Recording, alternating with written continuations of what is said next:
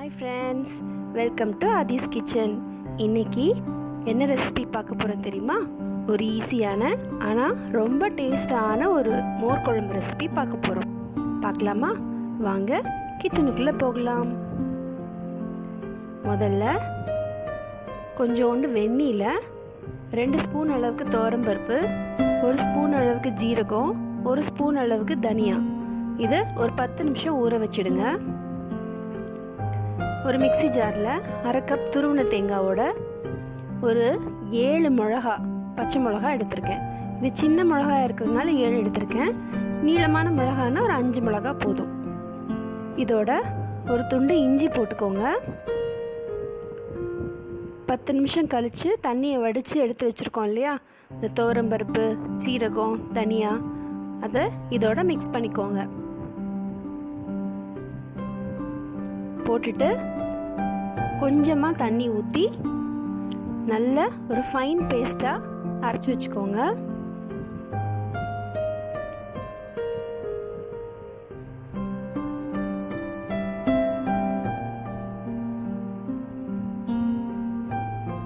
இதுதான் நல்ல பேஸ்ட்டாக அரைச்சி வச்சுருக்கேன். இதை எடுத்து தனியாக எடுத்து வச்சுக்கோங்க. இப்போது நான் ஒரு 3 கப் அளவுக்கு தயிர் எடுத்திருக்கேன். ரொம்ப புளிக்காமல் கொஞ்சம் ஃப்ரெஷ்ஷான தயிர். இதை நல்லா மிக்சியில் ஒரு சுற்று சுற்றினீங்கன்னா, தண்ணி விடாமல் அடிச்சிங்கன்னா கொஞ்சம் கெட்டியான மோர் பதத்துக்கு. ஆனால் தண்ணி மோர் கிடையாதுங்க, தயிர் தான் கொஞ்சம் தண்ணியாக இருக்கிற மாதிரி இருக்கும். அவ்வளோதான். எடுத்து வச்சுக்கோங்க. இப்போது ஒரு கடாயில் 2 ஸ்பூன் அளவுக்கு எண்ணெய் ஊற்றிக்கோங்க. அதில் ஒரு பிஞ்ச் அளவுக்கு வெந்தயம் போட்டுக்கோங்க, 2 காஞ்ச மிளகா போட்டுக்கோங்க, 1 ஸ்பூன் கடுகு போட்டுக்கோங்க, ஒரு கொத்து கருவேப்பிலை போட்டுக்கோங்க. கடுகு நல்லா பொரியணும். இப்போ இது கூட ஒரு 5 வெண்டைக்காய், 2 கார்னர்ஸையும் கட் பண்ணிட்டு நறுக்கி வச்சுருக்கேங்க. சின்ன சின்னதாக பொரியலுக்கு நறுக்கிற மாதிரி நறுக்கிக்காதீங்க, கொஞ்சம் பெரிய துண்டாக நறுக்கிக்கோங்க. அதை இதில் போட்டு நல்லா வதக்கணுங்க. இதோட ஒரு 1/2 ஸ்பூன் அளவுக்கு மஞ்சள் பொடி போட்டுக்கோங்க.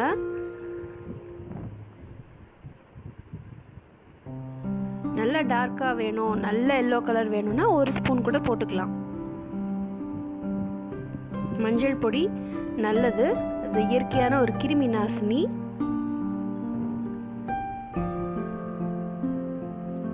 இப்போ இதில் நம்ம அரைச்ச தேங்காய் விழுது, அதை ஆட் பண்ணிக்கிறோம்.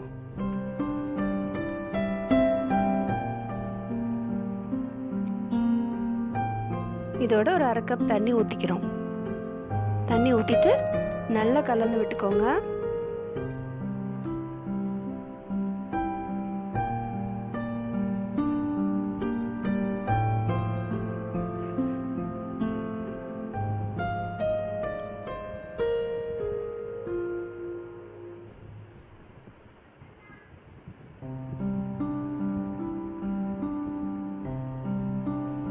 இன்னும் கொஞ்சம் தண்ணி ஊற்றிக்கோங்க. ஒரு 1/2 கப் போல் தண்ணி ஊற்றிக்கோங்க.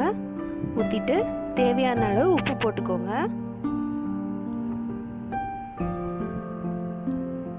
இது ஒரு 2 நிமிஷம் நல்லா கொதிக்கணுங்க. அந்த தேங்காயோட பச்சை வாசனை போகிற அளவுக்கு கொதிக்கணும். ரொம்ப கொதிக்க விட்டுறாதீங்க. ஒரு கொதி வந்த உடனே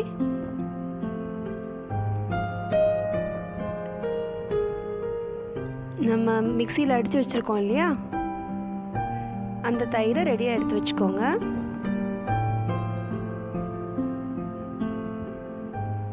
பார்த்தீங்களா, ஒரு கொதி வந்துருச்சு. இப்போது நான் மிக்சியில் அடித்து வச்ச அந்த தயிரை இதில் ஆட் பண்ணிக்கிறேன். திக்காக இருக்குது பார்த்தீங்களா, ரொம்ப தண்ணியாக இல்லாமல் இருக்கணும். ஆட் பண்ணதுக்கப்புறம் நல்லா கலந்து விட்டுக்கோங்க.